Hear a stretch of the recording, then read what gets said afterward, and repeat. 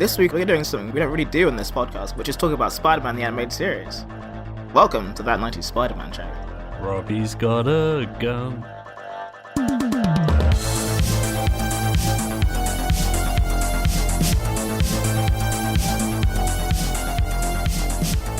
Hey everybody, welcome to That 90s Spider-Man Show, where we talk about Spider-Man the animated series, in theory. And it's been a little while, but we've tried to get back into the whole talking about the podcast that we actually do. But yeah, here's Season 4, Episode 1, entitled Guilty. My name is Henry, I'm one of your hosts this evening. And I'm the other one. We could talk about all these different things, we'd really beat around the bush, like I'm doing now, but let's just get right into it, shall we? So, where did we leave on the end of Season 3, Episode, was it 14? Well, I think we began the era of Mary Jane! Yeah. Like, I mean, my memory's not so great on this Probably show. because of all the Mary Jane. Redacted. I'm pretty sure it's a Peter shouting Mary Jane for the next two seasons, and then it ends. Mary Jane! Mary Jane! Mary Jane! Hitting with, like, the title of just Guilty. Like, Guilty. not like Dr. Octopus or Enter Green Goblin or whatever. Just But guilt. Just guilt. Just like, you know what? I was gonna, like, make a joke about how he's guilty all the time, but then I was like, oh, this literally starts with guilt. Yeah. Right?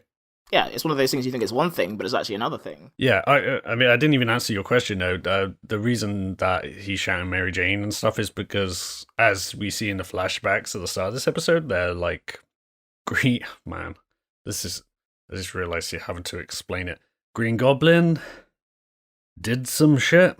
Yeah, some shit went down. The Green Goblin found out his identity, fucked him up, kidnapped Mary Jane through a portal, and fell through the portal himself. Yeah, she fell off Brooklyn Bridge, is it Brooklyn Bridge? George Washington Bridge? George Washington Bridge. Is it George Washington Bridge? I don't know. It's George Washington Bridge in the comics, I think. The one where the space shuttle exploded, I guess. Huh? It's the one where the space shuttle exploded. Do you know, when, like the... I forgot you were talking about the show, and I was like, wait, oh yeah, like in real life. Yeah, what 9/11 came back. Yeah, and then Reiner was running around on it. Yeah. I also think it's the same bridge where, like, he ruined Mysterio's life. Yeah. And then fought Mysterio for the first time, maybe? Yeah, possibly, yeah. A lot of shit goes down on that bridge. No, he fought him the last time. The first time he fought him was in the mall. Yeah, but I mean, like, the first, when he wasn't Mysterio, when they're, like, you know, the stunts. Yeah. The helicopter Twilight Zone movie scenario. That crazy shit. Yeah, so she fell off the bridge like Gwen Stacy, but it's a Saturday morning cartoon, so she fell through a portal. She didn't break her neck. Yeah, well, but maybe she did off screen. but she's now in some other dimension somewhere.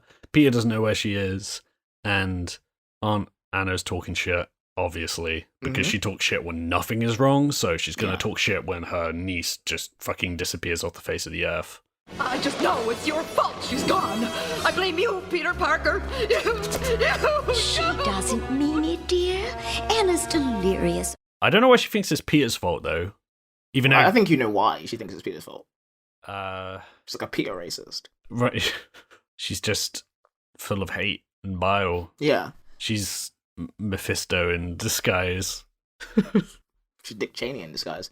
But yeah, this is all to say that, it's a bit like my life last year, you know? Just like going around, just thinking about all the people whose lives I've made worse, you know? Shouting for Mary Jane. All the women who have left me with better excuses than... Actually, no, worse excuses than I fell through a portal and a goblin kidnapped me. Like, the first, like, new footage we get in this episode, right? Well, you get Aunt Anna talking shit. You get Harry Osborn. Literally, she's, like, held back. Isn't she? Like, they've got her arms on. She's, like, trying to fight. Yeah. Probably could take him. And then you get some new stuff of, like, Harry. Yeah, right? He was like, where's my dad? Yeah, he's like, oh, the two people I love the most in the world have disappeared. You wouldn't fucking understand, Peter, how much Even I though love you were Mary banging Jane. my girlfriend. What is... He's like... He stole Peter's girlfriend. Yeah. She It kind of implies that he stole Harry's dad. Oh yeah, I forgot. Like a couple of Yeah. episodes back, he's You fucked both these people in my life, now they're gone. you fucked my dad. You fucked my dad. It's like the Charlie It's Always Sunny thing, but like instead of a parade of Santas, it's a parade of goblins coming into his house. Yeah. I saw Mummy kissing the goblin. So that was just my dad. I think Harry.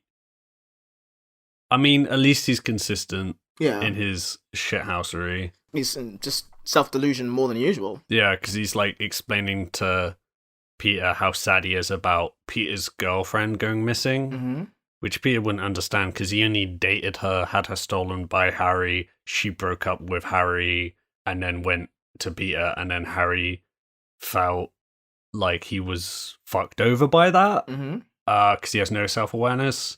Speaking of no self-awareness, he's now explaining that fact to her boyfriend. But saying that, pretty rough to lose, like, the girl you're stalking and the dad who doesn't love you. Also stalking.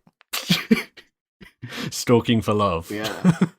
Please love me, That sounds daddy. like a fucking, like, dating show, Stalking for Love. Oh, man, I can't believe I've said daddy already. This isn't even the daddy season. Just leave it back in last year. Wait, no more daddies. What was the Partners in Danger season? Yeah. Is Partners in Danger. They should probably have led with that. Yeah, I It's forgot been a while, about that. folks. Yeah. Yeah, it's all a shit show. Yeah. Much like Peter Parker's life. How can I live my life without the two people I love the most? It's Spider-Man's fault they're both gone. Long story short, Peter's freaking out. He's swinging around, being Spider-Man. He's like, I'm going to give this shit up. But then he goes into the office. And that's when he realizes that he's told Peter the same thing. That, like, I'm not doing this with Spider-Man anymore. I hate this dude. Yeah. Finally, I get what JJ means. And speaking of JJ, JJ's like somehow trying to pin Mary Jane's disappearance on Spider-Man. This is he the has one time it's right. Yeah, he has a bit more of a case than usual. Yeah. And we get the missing, what does Spider-Man have to do with the missing co-ed Yeah. headline? It's fucking like what, Friday the 13th, part 12 or whatever it is. We also get Robbie with the ever loosening tie. He's just like, if I tighten it, I'm gonna tighten it all the way, and you don't want that. Yeah, well, you know he's tightening it, but he's just so stressed that every time it's like when Homer shaves and it just pops back on. like his tie just goes whoop, like a clown routine. I should stop buying my clothes from Krusty. Yeah, and speaking of which, like Robbie is kind of like treated like a clown. Yeah, a little bit. It's like tragicomic. He's like the court jester, I guess, if you think about it that way. But Doctor, you don't understand. I am Robbie Robertson. Episode title that was good today. Anyway, JJ's forgotten everything about how he tried to kill Spider-Man and how Spider-Man saved his life, and he has like no time for him today. But Robbie's doing what he can to be like, hey, give it a rest, man.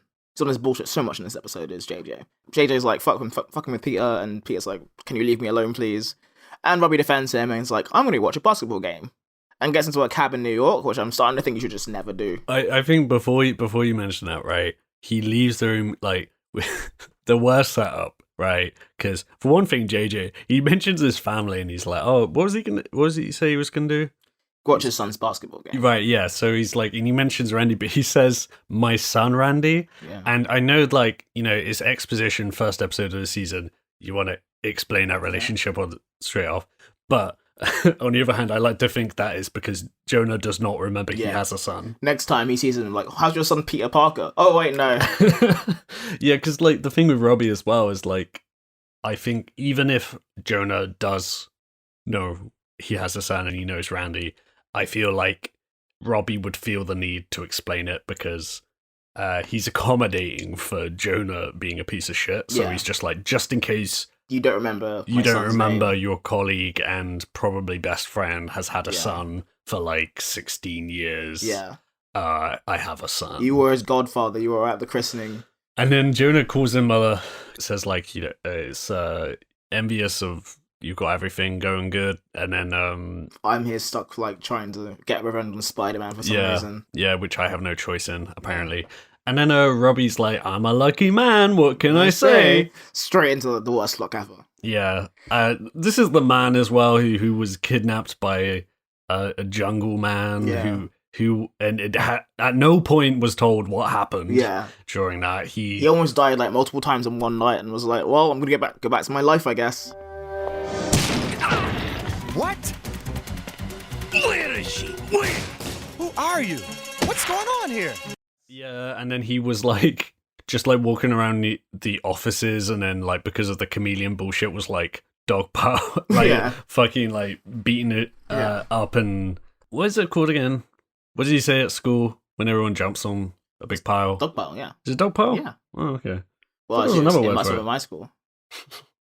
You did go to a school full of dogs. Yeah. To be fair. I had the worst test scores. They were pretty rough. It's just, just you running around in a field with a bunch of terriers. Yeah, and border collies and stuff like that. When you got your homework on time, you just get like a little Scooby snack. And then Robbie's had all this shit with Tombstone too, and just like, don't jinx it. Don't say I'm a lucky man. Because you're not. Hey.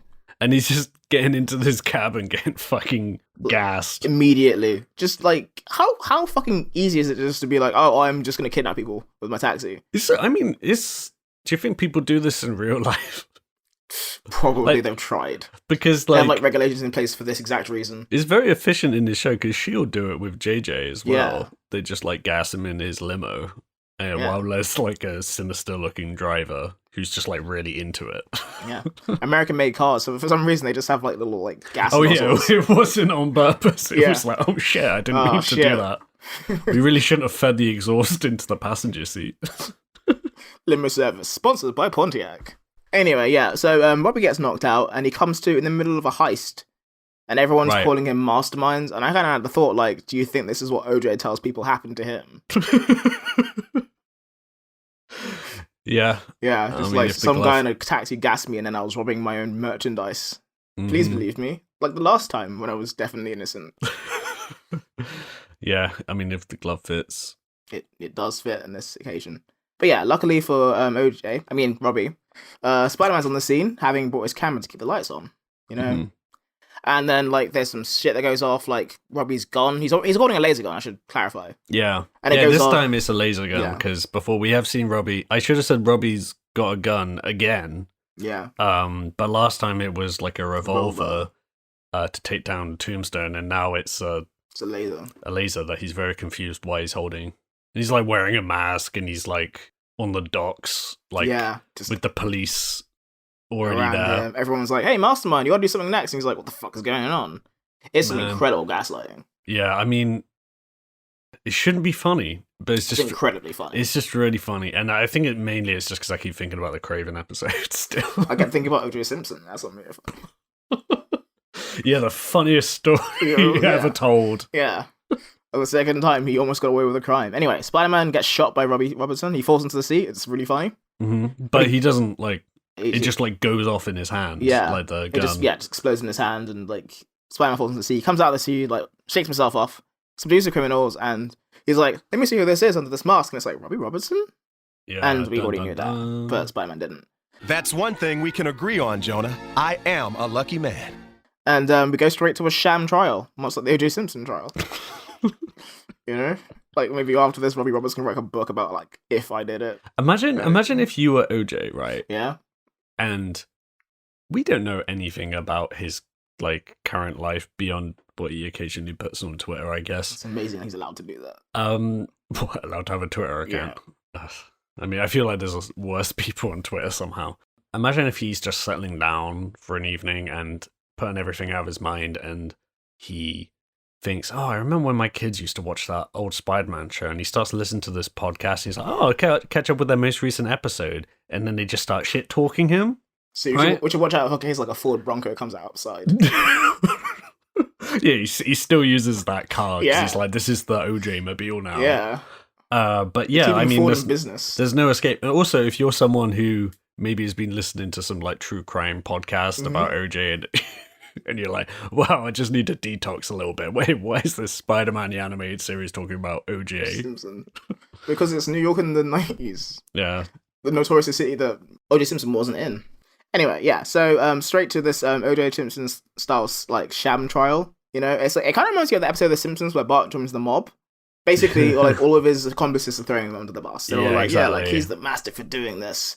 And for some reason, like, this trial's been done in, like, 3 days. Because everyone's like, we don't really have any evidence for this. Well, there's also, like, the prosecution is just like, wait, what are you talking about? We got, like, you're talking about being gassed in a cab and then waking up in the thing is such bullshit. And it does kind of sound ridiculous. Yeah. But again, it kind of makes it... legitimately had a better excuse. I mean, it's kind of funny, though, because, like, what can you say? What can Robbie say? And the funny thing is, like, he is not, like, filtering it. He's just saying it as it happened, and it just, with no awareness that it sounds so weird. Yeah. Although, like, I don't know. Maybe, like, this stuff happens a lot in this universe's New York, so... Yeah. Probably in, like, real life universe. Anyway, yeah, the prosecutor is like, you don't have any evidence for what's going off. But she's also, like, going entirely off hearsay, so, who knows? I guess, like, my kind of thought was Robbie's getting the chair at this point. You know?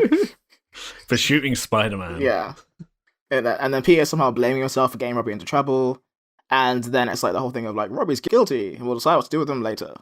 And JJ's like, I'm gonna do whatever it takes. And Randy is suspicious, and he says, what can anyone do? Yeah. And JJ's like, I'm gonna call Rudy Giuliani. Which comes to nothing. Who would have thunk?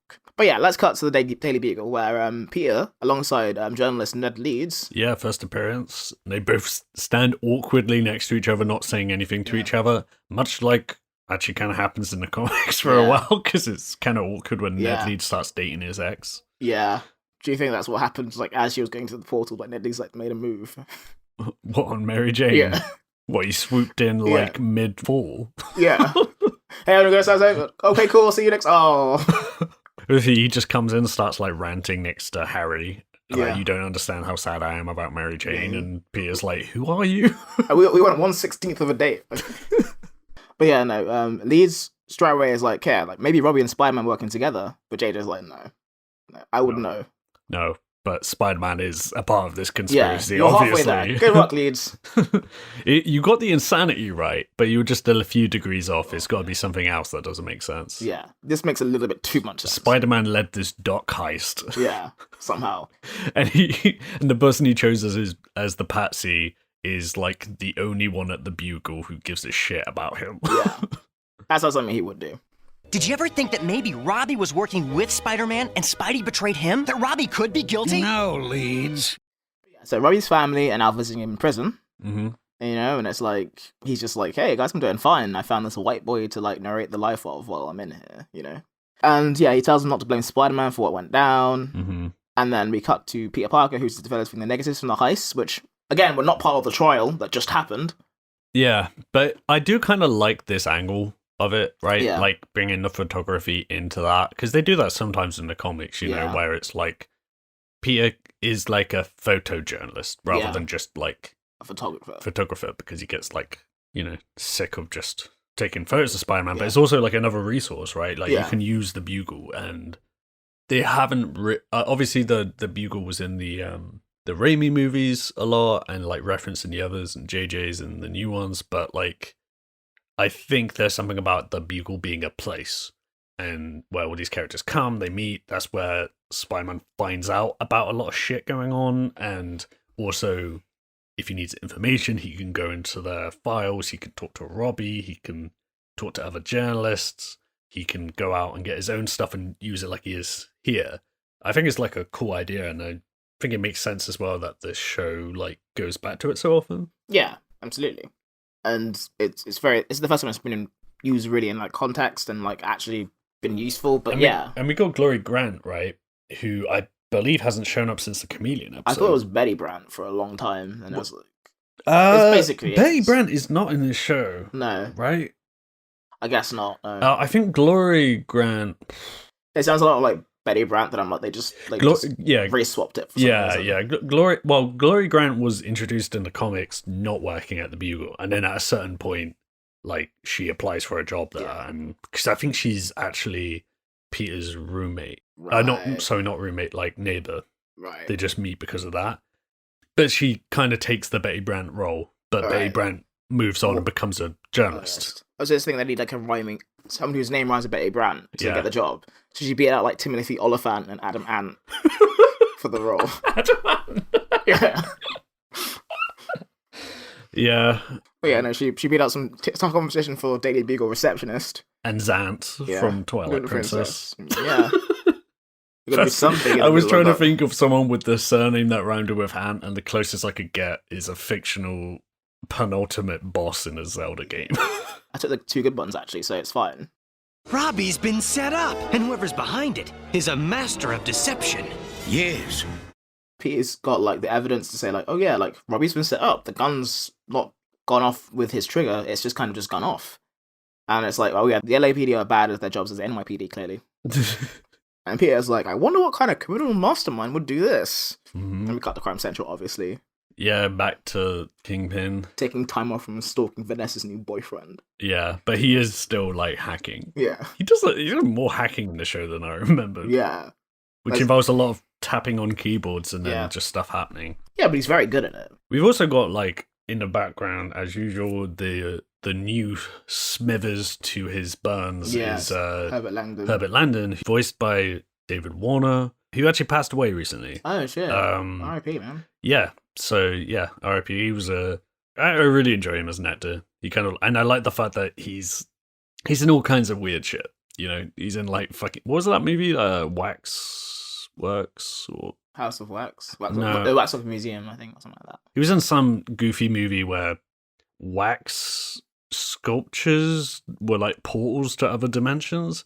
Yeah, we watched that together. That, yeah, we did, yeah. That movie. Well, he's great in it. Is just like an evil weirdo, and he's great in this. He's great in Twin Peaks, just wearing sunglasses all the time and being an evil motherfucker. Yeah, you know, he's one of those great thespians that don't give a fuck what they're in. They will do your movie. They will do your TV show. Yeah. So, and we should also point out that starting with this episode is the Aunt May voice actor has changed. Oh, right, because the previous one has passed away by this point. Yeah. Linda Gary passed away in 1995, and now she's voiced by Julie Bennett. Which is something I didn't realize, because I knew she passed away, but I was thinking, like, if the chance they were going to do, like, a continuation of the series that they are with X-Men 97, I thought, like, one of the things is like, oh, well, that voice actress isn't around, but they've already replaced her. The thing with Julie Bennett, though, she replaced her, right? But her last voice acting credit, funnily enough, is in the Spider-Man 2000, like, PS1 game. Oh, shit. Credited as Old Woman. Oh, she's the, oh my goodness woman. Maybe. Yeah. And that's her most recent credit. And then she actually passed away in 2020. Oh, shit. So they'd have to recast again, but I guess they've already done it once, so... Yeah, and if you cast old ladies, they're going to keep dying. Yeah, so bring Terrence Howard, yeah. is what I'm saying. Hey, Peter, I'm your Aunt May. I'm here to help you get through the loss of your Uncle Ben, who was my lover. This is my favorite new character. Yeah. And while we're talking about voice actors, I always forget this. Do you remember who voices Randy? Oh, yeah. Fucking Alfonso Ribeiro. That's why I called him Carlton by accident. Yeah, Alfonso Ribeiro's in this. Sometimes the cast gets kind of stacked in this. You get like a weird like guest star that's just, you know. Yeah, what were we talking about? Talking about Crime Central, where Kingpin's explaining his master plan to Herbert Landon, who's a bit like, where's the genocide? Basically, he's trying to send Robbie to Rooker's Island instead of New York State Penitentiary for reasons. And the way he does this is by basically just typing in like Robbie's name next to a different one. The security guards in charge of doing this are like watching the screen like a fucking like train like billboard waiting for the next train. Yeah. So they're like, hey, like, look, he's going to this one. And then they turn away and they look back and they're like, oh, he's going to Rutgers Island. Yeah. And they look at each other like, did that say? And they're like, no, it didn't. Just gaslight each other. What? Yeah, I think it's also like I'm not getting paid enough for this shit. Yeah. Yeah, fuck this. You know, it's like, I think there's like a thing in, it just reminded me, there's some of the funny like NPC lines in like one of the Batman Arkham games. It's like, and maybe the first one, you get like one of the guards are talking and they get like paid like $10 an hour, and it's like, fuck that noise. I'm working at Arkham Asylum for fucking $10 an hour. Yeah, you work at McDonald's and like have less shit to deal with. Yeah, only a little bit though. Yeah, slightly fewer like reformed freaks. But just the same amount of white supremacist gang attacks. Yeah. So then Peter goes to JJ with some evidence of actually what happened, and JJ like decides not to punch Peter in the face because he's like really angry with Peter all the time. Yeah, the fact that when he's even like slightly pleased with Peter, it's like it has the same effect of like a hug just by contrast. Yeah. It's like fucking Stockholm syndrome at this point. Anyway, at some point he decides to take his law into his own hands and becomes Jigsaw Jameson. I mean, I don't know if this was on your mind, right? I don't think it was. Well, we thought that there were only 3 J's of journalism. Yeah. What was it? Jingoism? I want to say Judaism. Justice, Jingoism, and then Jamiroquai or / Judaism. But the 4th one is Jigsaw. Jigsaw's Justice, Jamiroquai, and Jingoism. Yeah, so it's actually JJJJ now. Yeah. Because it's John, Jonah, Jigsaw Jameson. Yeah. Well, anyway, what a trash nickname this is. Do you see fucking like this paper has got a Peter Parker, a Glory Grant, a John Jonah Jigsaw Jameson, a Robbie Robertson, who has a son called Randy Robertson. Yeah, Adamant would have fit right in. Yeah, exactly. Yeah. And also along with the Jigsaw identity, comes something very important. Justice. Well, it's not a J, it's a T. It's a TC. Tactical Chunder? Hold on, Spider-Man. He puts on his fedora. Yeah. He puts on the trench coat. Oh, fuck. The trench coat economy is booming, guys. It is, but this is the OG trench coat because this is one it's got like cobwebs on it. It's like dusty. Yeah, it's like you can just blow things off of it. He's like coming back into the Jigsaw Jameson identity, which, I mean, they couldn't have known in like 95 or 96 or wherever we are now, but like kind of makes him sound more like a serial killer now. But he's not playing game. Just like the good old days.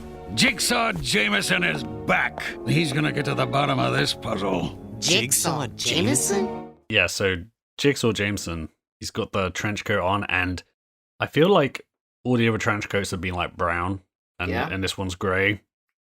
I think that's important. It's like some Gandalf the Grey shit. Yeah.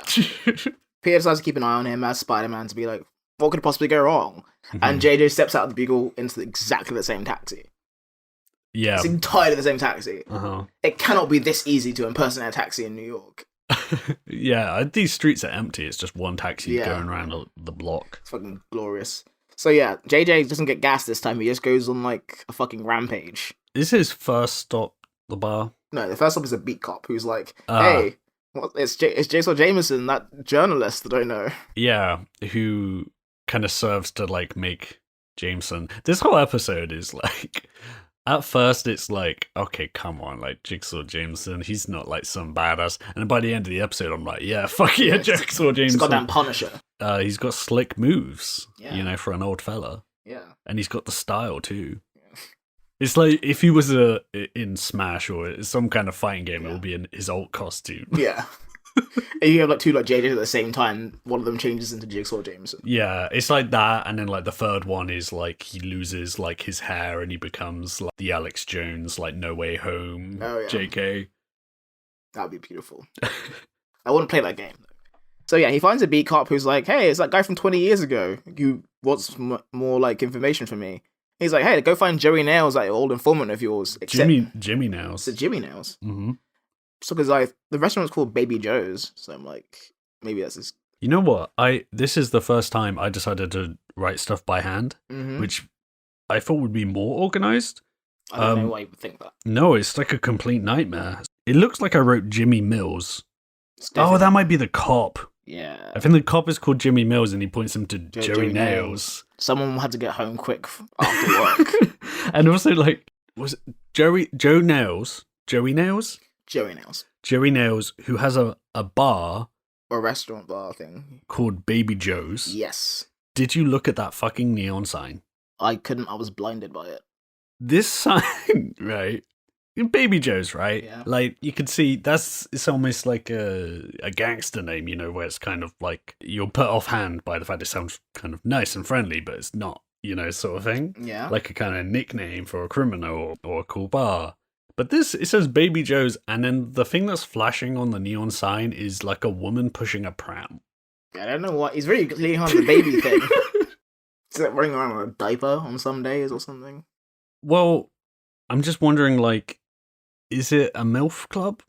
I don't think it is. I think it's I think it's weirder than that. When you think though, I'm just like, if you go to some seedy place called Baby Joe's and it's got like a woman person a pram in it, you're either gonna go in there and it's like a bar for, I guess, like terrible mothers who want to get drunk with their baby, or it's like someone who's going there because they're like, I like mums. Or it's like Joe Nails in a diaper going like, hey, it's me, Baby Joe. I love $20,000 on this. Yeah. This is a bad idea. Yeah, at 9 p.m. every night he goes up on stage in a diaper. Yeah. And everyone leaves. For some reason, I keep losing business around this time. But anyway. Okay, so then he comes in and starts shaking it down. And then the waitress, who I can't remember if she's named. She's not called Nora. Yeah, and she's a bit like very clearly intimidated by Jonah and also like maybe attracted to him. She's There's like a weird like scare arousal thing going on. It's this proper like noir, like femme fatale sort of deal going on. But we're Jonah Jameson. Did you ever figure out that spider guy? No, I didn't. Yeah, he was talking about Spider-Man before Spider-Man was on the scene. He was just being crazy. Well, it was just a guy who just looked like a spider and was a menace.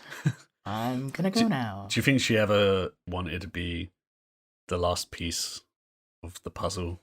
I think she definitely did. You got a jigsaw piece sized hole in you, Jigsaw. You can fill that hole for you. Now it's gonna be spider shaped. Anyway, Nora's like, hey, why don't you sit on this like totally normal chair? Mm-hmm. And he sits in it and obviously it like sprouts straps. Yeah. Like in fucking Live and Let Die. And then like it lowers down into the on basement. this giant platform in which we see Joey Nails, who looks like fucking Homer's tax guy. Yeah. You know? He's the most scummy looking guy ever. Like, he's just like rapidly had to put on like a pair of pants over his diaper that he was wearing. I'm fine, man. Yeah, it's JJ. How's it going, man? I'm doing normal things down here. Don't look in my eyes. How do you go from Joey Nails to Baby Joe's? I guess it's like he's going really hard on trying to look legit. Yeah. Which apparently he is, according to himself. But that's what you would say if you were not legit. Yeah, and also, I don't know if anyone legit has, like, secret cables that launch out of chairs to trap people and then, like, take them down this, like, fucking Wallace and Gromit lift. Well, architects had to do something, I guess. I do love that kind of shit, though. I wish they did that stuff in more movies, like Goofy Secret Door stuff. Yeah. Like, I was rereading, like, a Kingpin comic the other day, and his diamond cane shoots like gas at Spider-Man, and then he like runs away behind a bookcase, and it's like a tunnel down to an escape hatch. Yeah. And then he gets stuck in it, obviously. And then Hammerhead at one point has like an office which like rotates. Mm-hmm. And then at a certain point in the fight, like the controls get knocked off, so it's just like spinning super fast. Oh shit. fucking disorienting as fuck. Yeah, but this is just for Joey Nails. One guy in his, I'm sure, normal like baby bar. Robbie Robertson, because it's Joseph Robertson. Yeah. We should a remember weird nickname that he has. Yeah. I guess Robertson, Robbie, Joseph, Joe. Maybe he changed it because Jonah insisted. He was like, no, it reminds me of this guy who used to wear diapers. Yeah. Or like JJ was like, well, we have alliteration in here in this office, so your name is Rosef? No, it's just Robbie. Hey, can I be a photographer for you guys? My name is Henry Parker. Nope, it's Peter Parker now. We already have a J, so you had to be Robbie now. But yeah, so it was Joseph Robertson. His real name was Jobby Robertson. Jobby Robertson. But he couldn't be another JJ, so they had to change it to Robbie. This actually was better. Is he a Jobsworth as well? He kind of is a little bit. There is some bullshit that happens right here, because somehow JJ not only gets free, not only like tempts Joey out of his chair, but he manages to swap chairs somehow. Yeah, they do. It doesn't really make sense. Kind how of that like happens. throws him into the chair and traps him. Yeah, traps him in his own chair. Yeah, which is either like a really cool move or like Joey being a moron. He's like walking like a baby for so long that he knows how to like move. Yeah. Hey, before you go, give me my rattle. Anyway, yeah. So I have in my notes here: is everyone in New York afraid of Jonah Jameson? Because it feels like it. They're afraid of Jigsaw on the streets. Yeah, Jonah in the streets. Yeah, just call me Jonah, baby. I'll swallow you like a whale. I'll swallow you like a whale, just like Jonah. Yeah.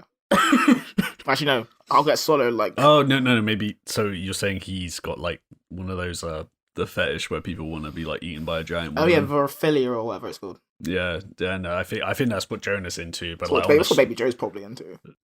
Yeah, there's just a lot of weird Weird sex stuff in New York. Yeah, that is definitely in this show and not something that we're attributing to it because we're weirdos. Yeah, this is all like part of what John Semper Jr. wanted to do with the show. This is a real John Semper Jr. episode, I feel. Like, he's going to come onto the show later and just like explain all the weird sex shit he's trying to get into the episode. And in that sport, he's never going to be in a podcast now. Oh no. On a separate note, though, like, legit, this feels like a real John Semper Jr. episode. I feel like he pushes for more Robbie stuff, you know? Yeah. Like, I feel like he's co-wrote this episode, and obviously as a showrunner, there's a lot of Robbie stuff in this, and Robbie turns up a lot in the comics, but like, he's like in this a lot, you know? And then you think about like the other shows, he's kind of like really, really background. Even in like the Raimi movies, he's there to mostly just like look really sad. He looks super bummed out. He's so like broken in that movie. He's like he had the whiplash treatment from Jonah Jameson off stage. Every time you see him, he's getting a chair thrown at him. Robbie, am I tapping or dragging? Anyway, at this point, JJ, having like got the information that he needs, somehow leaves Joey in his high chair, I guess, and comes out of the restaurant. It's a restaurant or a bar, and Spider-Man's like been watching the whole time, being like, "Fuck, this guy's a fucking badass," I guess. Yeah. And he kind of sees that JJ's about to be assassinated. So these guys in like these suits come out and like aim up a shot to kill him right away because he knew too much, apparently. And Spider-Man stops him, but then he asks the guys, "Who do you work for?" And they're like, "Oh no, they're gonna kill me if I tell you." And Peter should automatically assume this is the Kingpin whenever this shit happens. Yeah, it's always Kingpin. Yeah. But he also like, I like the response here, which is like, I don't have time for this. Yeah, I'm not gonna do this. Yeah, see ya. Yeah, I'm not gonna do the whole like, I drop you, you think you're gonna die, you get hit by a web line, I pull you up, I go, "Where is she?" And then you tell me some stuff. I'm just gonna like go straight to what I should do. He follows JJ to a warehouse, and is there like one warehouse in New York? I think like 90% of New York is a warehouse. It's like a ring. It's like Greater London or whatever, but like there's Manhattan, and then everything else is a warehouse. Yeah. In this show. Basically. Or it's some kind of nuclear facility guarded by flying tanks with laser guns. Yeah. It's the same warehouse where you got like fucked up by Octopus, unmasked by the Sinister Six, turns into a horrible spider mutant. Here I am again. Like, as you should do when you're in this warehouse, he gets ambushed immediately by thugs. And JJ's like, "Hey, what are you doing here, asshole?" And he points a gun at him. He's gonna shoot Spider-Man. And Spider-Man, like, having just come from saving his life, again, is like, "Please stop pointing a gun at me." Is he stupid? Is JJ? And JJ's like, "Well, this and this and this, and I am doing this for this reason." And he just spouts a ton of exposition at this point. And yeah, he finds a remote control, and there's this whole, like, box of equipment to show that, like, oh yeah, like, Robbie's been set up based on all the fucking photo that Peter found. Yeah. And then JJ's like, "I'm gonna come back for you, but I'm gonna go solve some things. I'm gonna shake some trees." Yeah, and then I'm pretty sure as he walks away, Spider-Man goes, "Wow, what a piece of shit. What a cool guy. What a terrible nickname." Ugh. As someone who dresses up like a spider, that's a terrible alter ego.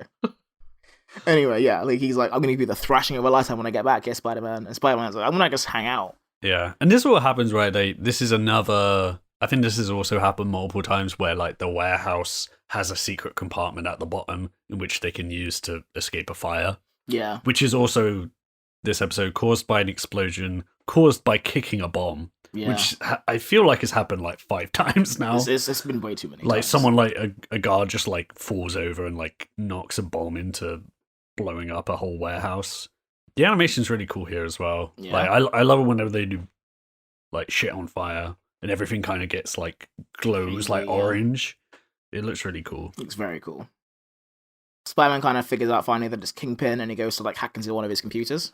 And this is when I realized that Kingpin can touch type, but Peter Parker is attacking this computer with like one finger at a time. Like he got taught how to type it like May. It's insane. He never used a computer before. Anyway, he's like, it takes him like 20 minutes, but he's managed to hack into like Kingpin's system using the 7-letter word progeny. Yeah, I feel like it's his like second guess. Yeah. He doesn't even have to think about it too hard. Not like the first one, he just put crime in. Yeah. And like Meatball. Only Fisk. Only Fisk. Callback. Vanessa. And Massimo probably was his first guess. That's when we find out about the connection. The connection. And he goes straight to prison. And this is, I want to say a plan, but it's not a plan. We'll get there. But yeah, we go back to the prison and fucking Robbie comes out and he's like, I wonder why I'm here. And then fucking Tombstone walks in. Because of course he like fucking slides around the corner like a creep again. Slides around the corner and the crowd goes wild. Yeah. Eating like Robbie's like stuff out of his fridge. I do think like some reason got some like get rich quick scheme. I do think that like if this was a sitcom that Tombstone should come in like Kramer. You know, like he comes around the doorway and everyone cheers, and then all the characters have to just sort of stand there for like 30 seconds while they wait for everyone to stop whooping. Yeah. Because Tombstone is great.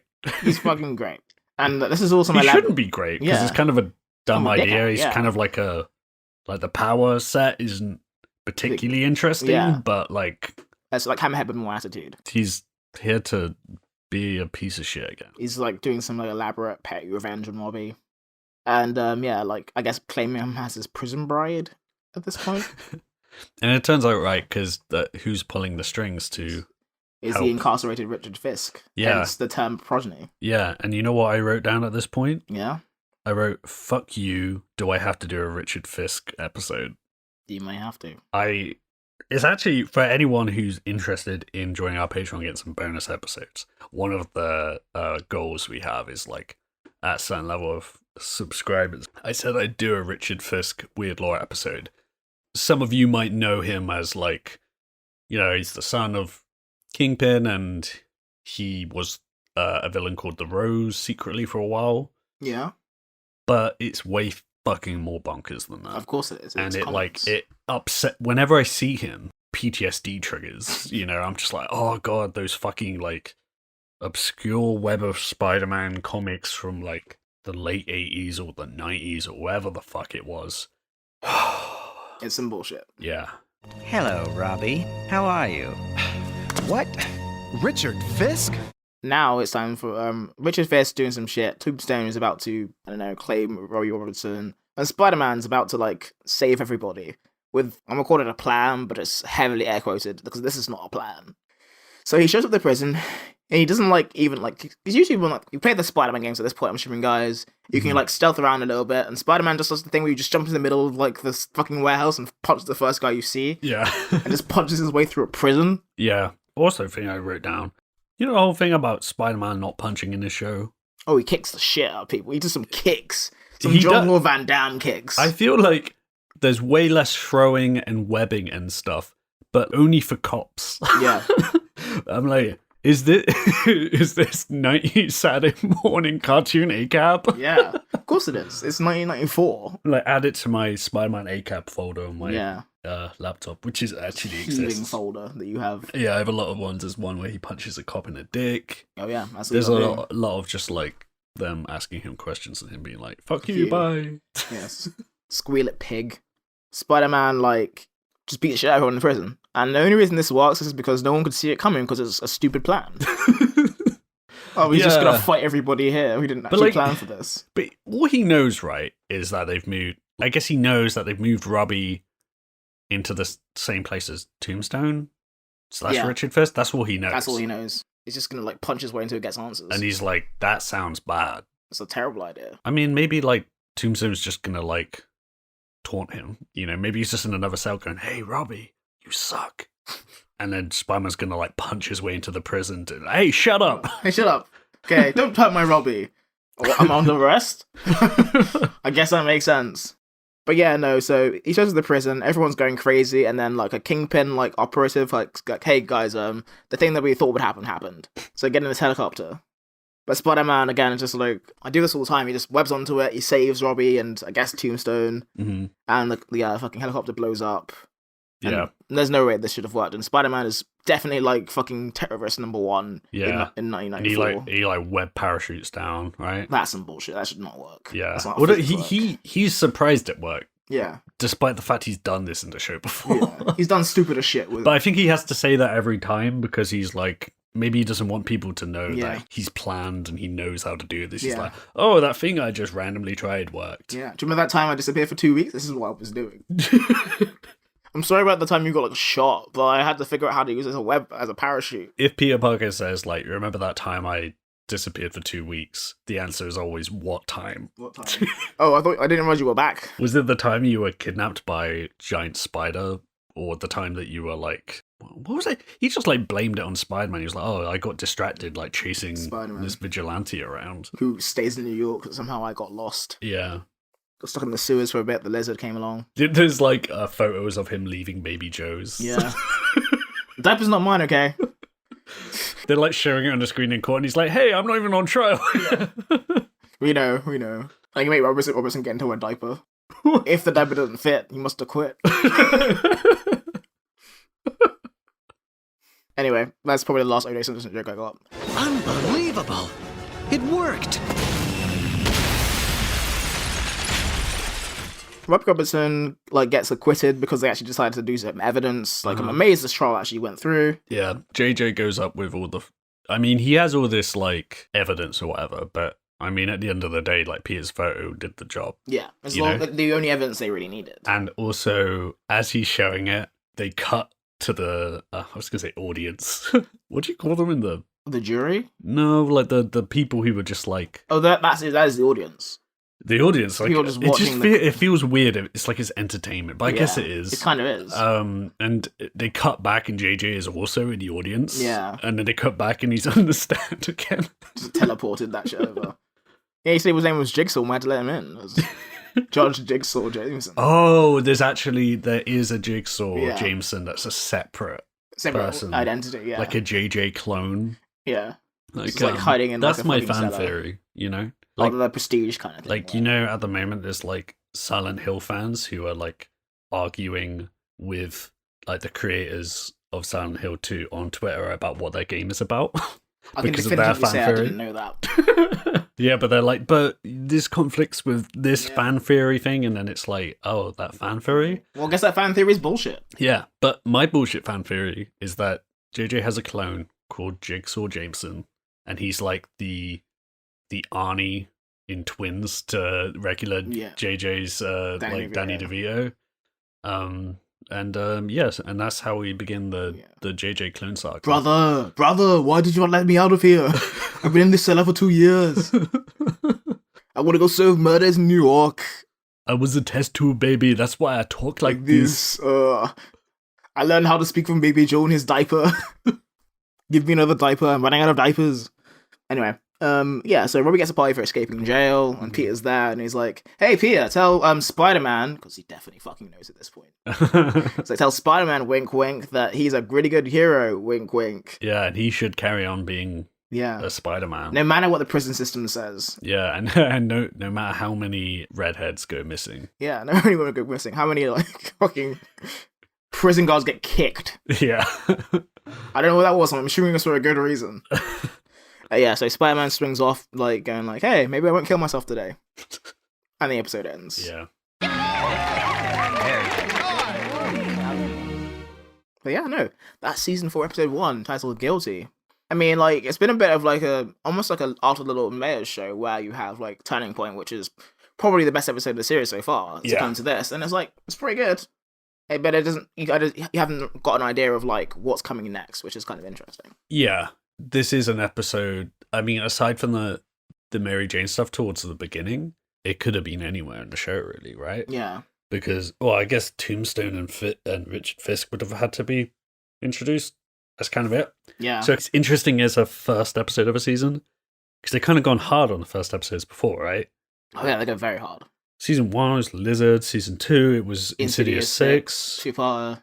What was 3? Doctor Strange. Doctor Strange, yeah, that's like Lasers fucking everywhere. insane start to a season. But I would say, like, I thought this episode was good, and it was kind of, I was laughing a lot during it. It was a pretty fucking funny episode. It was funny, Sometimes like, intentionally. yes, yeah, it was intentionally funny, and then also just like I was just gleeful at seeing Jigsaw Jameson. Yeah, I love the swagger. It is some incredible swagger. And I can't believe they pull it off and they make it kind of cool. It's almost stupid. I was going through it, it's like, this is going to be stupid. And when it was done, I was like, that was kind of stupid, but I enjoyed it. That's the thing, they lampshade it as being stupid so early because it's like he goes over to like the coat hanger with the outfit on, puts it on, and is like, Jigsaw is back in action. Baby. Yeah, it's goofy from the start, so it only becomes goofier. Goofier, but also cooler. But really goofy, but cool. Incredibly goofy. But yeah, no, it was like I guess like the best and worst of like Spider-Man anime series is when it's just goofy as hell. Yeah. And it kind of follows on from that. And it's also like, I think it's like a really like indicative episode of the whole show, because I think one of the unique things about this show compared to other Spider-Man stuff is how much they go into things like doing a rocket racer episode, but it not just being like, look at this guy who has a skateboard with rocket powers on it, but this actually like, why does he do it? And what is it like to be living in a city and being under pressure from crime and forced into crime yourself, and all that kind of stuff. There's all this like socio-political stuff going on, and there's a bit of that here as well, but just like in a goofier way. Well, I was gonna say goofier, but it didn't have big wheels, so it's definitely less goofy. Yeah, but definitely a step down. Yeah, and it feels like there's an angle to that, which I feel like this show has, where they actually like they do have these episodes where they're like, you know, it's at breakneck speed as always, but like they're trying to do a thing, you know, they're going like, this is about this. Yeah, exactly. Yeah, no, it's really good. It wasn't Spider-Man who helped you when you were in trouble. It was me. I'll never forget what you've done for me, Jigsaw. As I understand it here, Spider-Man is something called a comic book character, right? Yes, he is. And I'm assuming like these episodes are based off of other comic books that have been written about the same character. Yeah, this is actually like heavy on the comic stuff. Like, oh, great. But there's actually not a lot for me to say because we've covered a lot of it. If people were to go back to our Tombstone episode, like what was that episode called? Uncle Tombstone's Lethal Love Grudge. Yeah, we can title him, motherfucker. If you go back to that, like we talk about Tombstone's comic origins. And Tombstone's story is so tied in with Robbie's story. Like, the most significant Robbie stories are the most significant Tombstone stories. Oh, yeah? So, we've covered a bunch of it, including the Spectacular Spider-Man 150, 151, and 155 from 89, which is the story where we previously spoke about where Robbie goes to jail. But in the comics, it's because he withheld evidence because he was scared of Tombstone. Yeah. And then he reveals the evidence, and then he goes to jail because of it.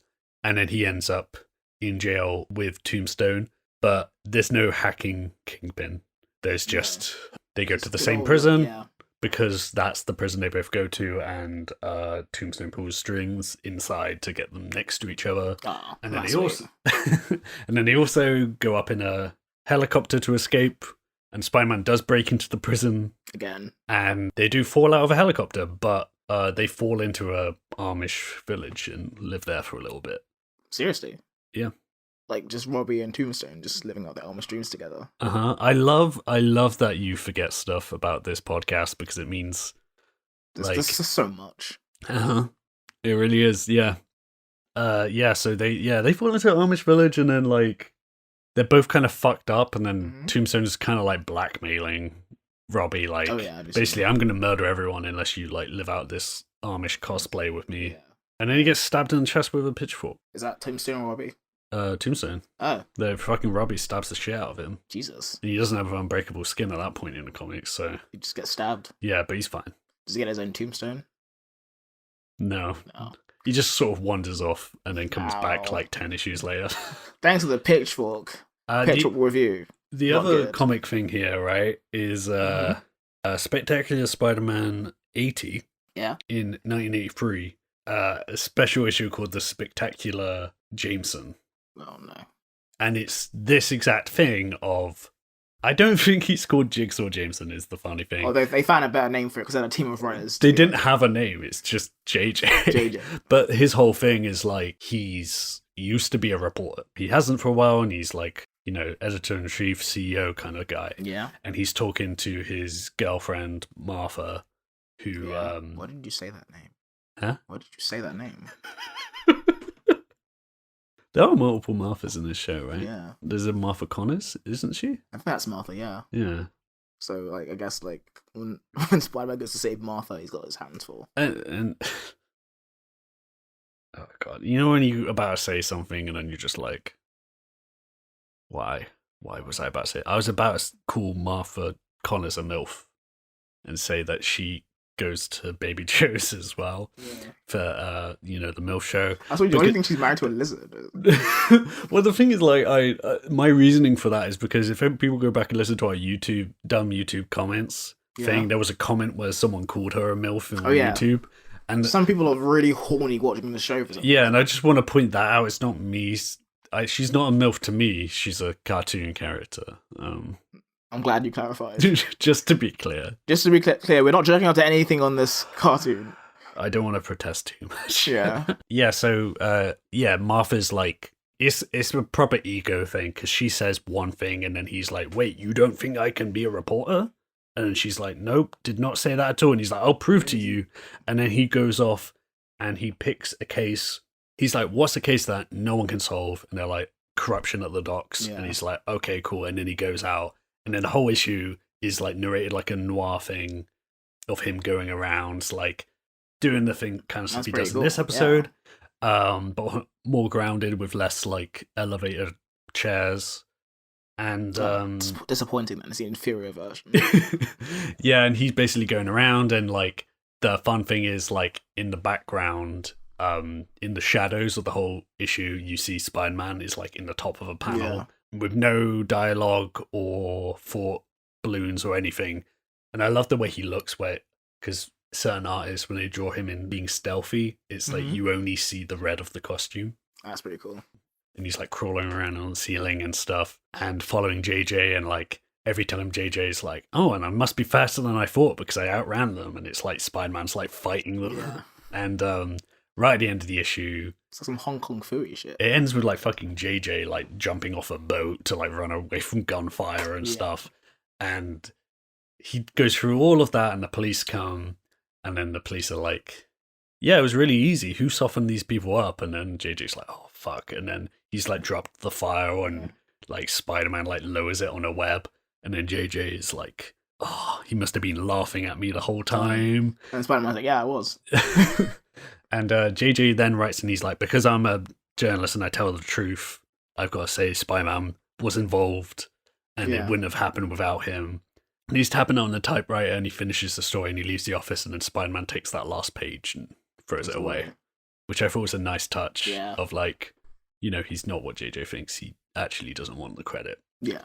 And yeah, it's that issue is written by Bill Mantlo and art by Ron Franz. It's really good.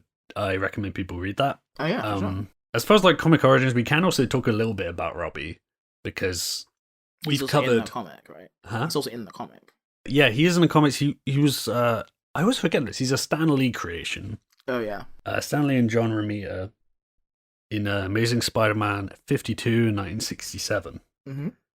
The thing with like Robbie, initially apparently like it's a definite thing, right, of like people should always remember how much the artists put into creating characters, especially with Stan Lee. Because I think like obviously like Stan Lee's writing it, I love his writing. But like with people like Robbie, he was like, I want a city editor for the Bugle, and I want him to be black.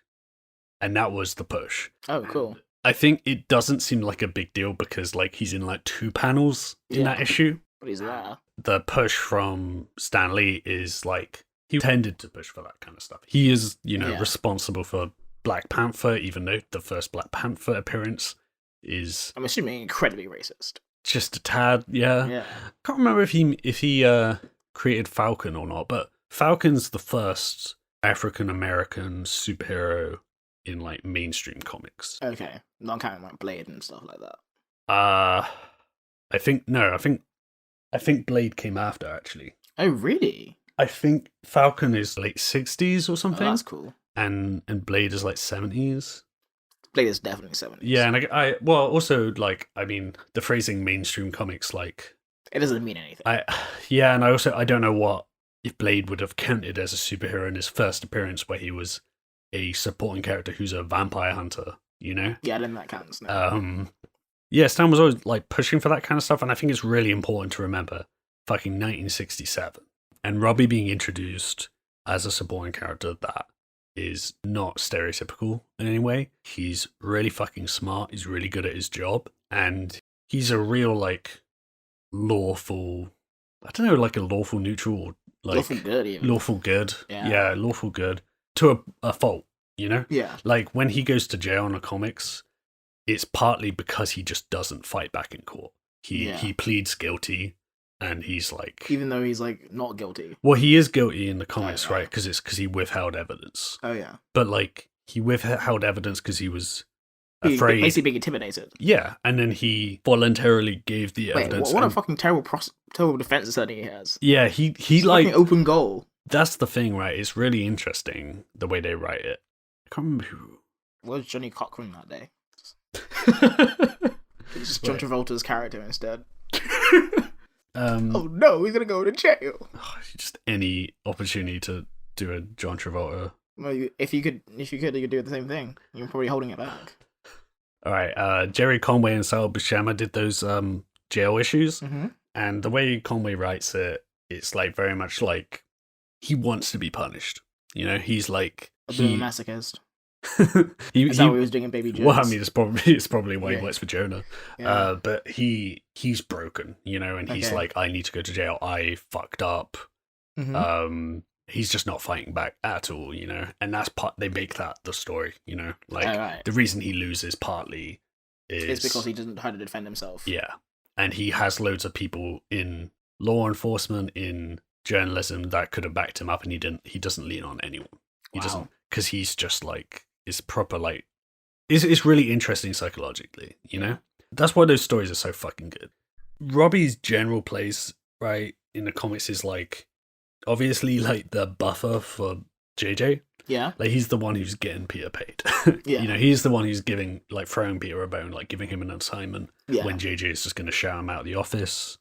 He's like the ethics of the business. Whenever there's a very special Spider-Man episode, you know, like when they're talking about drugs or immigration. Or the one who's doing them. Yeah, all those like politics that people complain about in comics nowadays that have been present in comics for decades. Because Stan Lee, that was his whole thing for like his entire life. Yeah, it was that and Bugarella. Yeah, and Randy Robertson is introduced as a activist. Yeah. And that was his main function initially. And Robbie was always like talking philosophically, you know, with a pipe and giving advice. Here's some fucking great quotes. I might just compile a bunch of Robbie quotes at some point because they're great. And he like, if they are talking about like gun violence, he's going to talk about gun control. And there'll be a conversation with Peter, Ned Leeds, and Robbie for like 2 pages about gun control. And that will happen in the 80s. And you put that now, right? That came out in an issue now, people fucking lose their minds. Alex Jones would be like screaming at the camera. Yeah. This is the future liberals want. Yeah, Spider-Man's gone woke. But yeah, Robbie was always that kind of mouthpiece for that kind of stuff. If that's a word, I can't remember. And I'm sure the numbers are higher than this, but I think he's been fired by Jonah once, but threatened with firing multiple times. Numerous occasions, because that kind of like, you don't like it here, fucking go somewhere else sort of thing. Oh yeah, that fucking line of the abuser. Yeah. The time he got fired, actually, he got rehired the same day. And that was like in... Why did he get fired? Basically, when Spider-Man reveals his identity to the public in Civil War. Oh, right. In that comic miniseries, he comes out as like Peter Parker, and everyone's like, you know, JJ falls off his desk. Falls off his chair, not off his desk. Well, it's staying on the desk. I shouldn't have done that. Is that why you fired Robbie for letting him do it? Yeah, and I think Robbie is like trying to defend Peter because basically Peter's been like stealing like a living off of this guy. Yeah, and you can understand why JJ might be upset. To be fair, he gave him actual work to do. He wouldn't be doing it. Yeah, it's true. But like, Robbie's kind of defending him, and also reveals like I am also Spider-Man. He was not happy about me doing it. Everyone here is Spider-Man. I am Spider-Man. But he gets fired because he's like argues with JJ over it, but then also reveals that he knew that it was Peter. Oh right, yeah. Because he just like you said earlier, it's just he figures it out. Yeah. He's around Peter a lot. He's actually the one he's like the line manager, I guess. So he's the one actually like getting the shots and working with him all the time, and it's like, he's the guy who would know. One time I went to the bathroom, he was changing into the costume, and I just didn't say anything. But aside from the firing, he did quit at least 3 times. Yeah.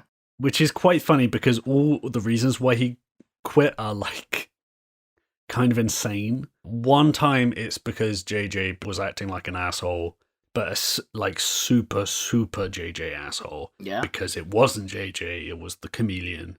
Pretending to be JJ. Yeah, and there's like 20 issues at one point where like JJ is tied up in his own closet while like chameleon like runs the Bugle. Oh god. And Robbie becomes like kind of like woke journalism for a while, and it's actually really hard hitting stuff. He like leaked Watergate.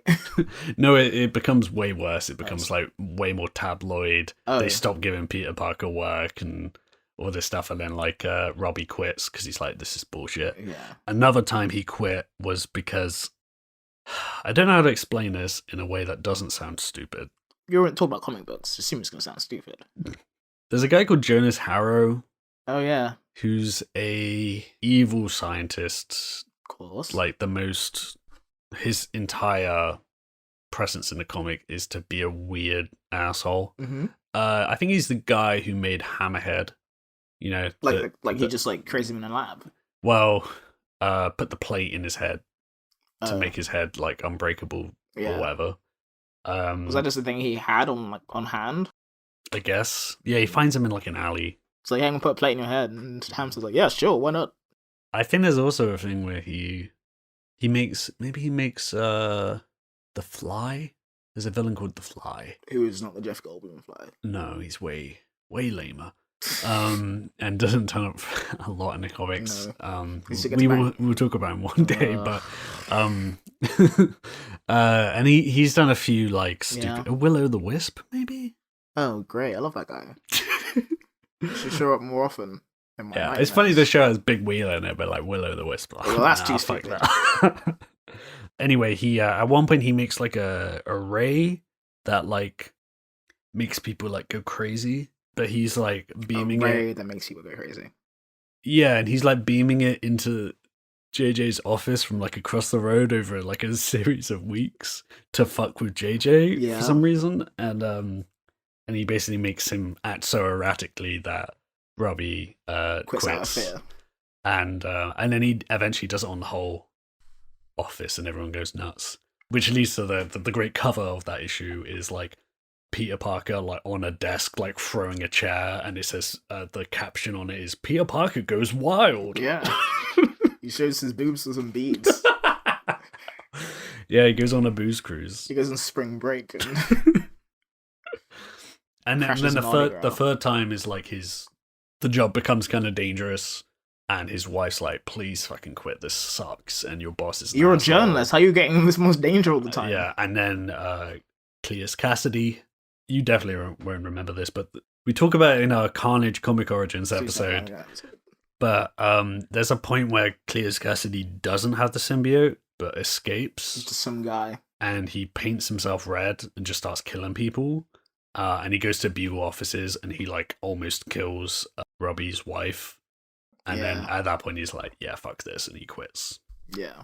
So there's 3 reasons for going. 3 good reasons, yeah. Yeah, chameleon, evil scientist Ray, and Carnage. An actual serial killer. And he's he also probably shouldn't be working. They shouldn't really come back.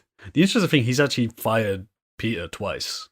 Yeah, I'm surprised only twice. Yeah, he fired him. There's this one thing where like there's this fucking garbage character. Oh, really? A garbage character in a Spider-Man comic? He's called Nick Katzenberg, I think, and he's like paparazzi photo, like evil photographer. Oh yeah. Basically, and he's the one who gets all the work when Chameleon is in charge of the Bugle. Oh yeah. Because what's the most evil guy possible for every role. And he's such a garbage guy, and he spies on Peter and MJ and takes a photo of Peter like putting the Spider-Man costume on. Yeah. And then Peter's explanation for it is that he was... It was a weird sex thing. That probably would have been better, because his actual excuse is like he was... I don't know what the term is, but he was like testing like footage, because he takes photos. Spider-Man suit, Spider-Man suit, so he could... But then by using that excuse, Robbie is like, that is like so fucking close to faking shots. Yeah. You're not trustworthy anymore. And this is post the prison thing, and Robbie becomes like way more of a hard ass after that point. And he's like, fuck you, get out of here. Yeah. And him and Peter have like a huge fucking row about it, and they fall out for a long time. Oh, wow. And then the other time is he doesn't want to fire him. But in more recent comics, he has to fire him because Peter becomes the science editor of the paper, which is, I think, a great job for Peter Parker. And he starts writing about like anti-vax stuff. No, he has to fire him because they just get rid of science at the Bugle. This is the most funny problem for Peter Parker to have, but I have to explain this every time in case someone hasn't listened to us talk about it before. But in the short-lived series Superior Spider-Man, Dr. Octopus takes over Spider-Man's body for a long time and lives the life of Peter Parker and tries to be the better Spider-Man. Hence the title. Yeah, and it sounds terrible. It's actually a great series. But following that, right, while he's in his body, he establishes Parker Industries and he gets a PhD. Goddamn. But the problem is that in doing the PhD, he plagiarizes Otto Octavius because it's the same shit and it's a different person. Yeah. And because of that, he's disgraced. He's disgraced like that. And because of the plagiarism, when Peter comes back, feels like I have a fucking PhD. It's like you can't. Yeah, you can't like go like. It was Dr. Octopus taking over my body. Exactly. So he just has to like, okay, I plagiarized Dr. Octopus, I guess. And Robbie's like, yeah, we can't have a science editor who plagiarized someone else's science. So he fires him for that. Yeah, which is like the most Peter Parker shit ever. Yeah. It's so somehow like the most crazy shit happens to you, and somehow like the end result of having Dr. Octopus take your body, make your life better, and then give your body back is to get fired from your job. Mm-hmm. Yeah. Somehow I'm unemployed. Yeah, and then also have to like explain why he's been a weird asshole to everyone for so long. Yeah, I mean, like, let's look at fucking trip down memory lane with Robbie. It's a trip down memory lane with Robbie. Can't fucking talk today. It's a trip down memory lane with Robbie Robertson and employment law. I remember getting in the cab, and then there was the knockout gas. Mysterious cabs, knockout gas. Mr. Robertson, this is a court of law, not a Saturday morning cartoon show. Yeah, that's it for the comic origins. It was a bit scattershot this time, but we've already talked about a bunch of it before. You can go back to the Tombstone episode if you want to know more about their relationship. You should definitely just listen to more of the podcast, is what you should do. And so I think we covered everything apart from like the Queen's death. I don't want to talk about that. You don't want to talk about that, really? Yeah, I'm too sad. I haven't heard anyone talk about it. There's been like no news about royal family in this country. Memes. No memes. There's been no endless news reporting about the country falling apart. Yeah, or some like rich fucks we pay to keep their radiators on. Oh yeah. No, everything's going to hell. 9/11 happened again. No, it didn't. But yeah, no, What is the stance on the royal family from that 90s Spider-Man show? I think they wanna know. Yeah, so I'm gonna go right ahead and say apathetic is our stance. The Queen died. My opinion is that she is not faking her death. Yeah, I think like she was 98 years old. I know it was 96. Don't fucking at me. Yeah, but like we have been like banned from the premises. Of Buckingham Palace after we, after you, fucking coward didn't come along with me. After you fucking said that Prince Philip died in a Goblin glider accident.